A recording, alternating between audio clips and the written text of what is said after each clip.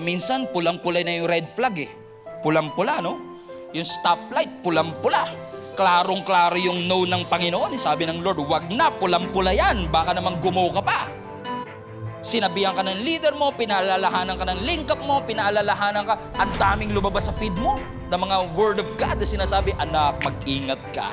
There is a way that seems right to a man, but it leads to death. Test the spirit first. Talaga, ang daming signs ni Lord na hindi mo siya marinig, pero nagsasalita siya.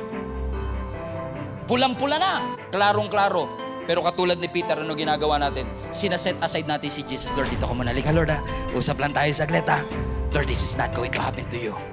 Madalas, kapag gustong-gusto natin, sineset aside natin ang agenda ng Panginoon kasi mas gusto natin yung sarili nating agenda.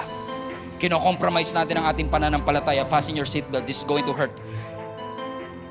Kino-compromise natin ang sarili nating pananampalataya for popularity. Kino-compromise natin yung ating pananampalataya for lust.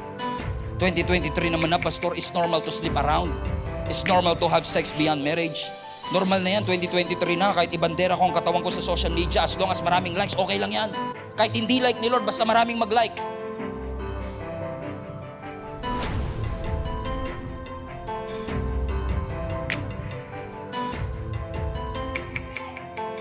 Pin drop talaga.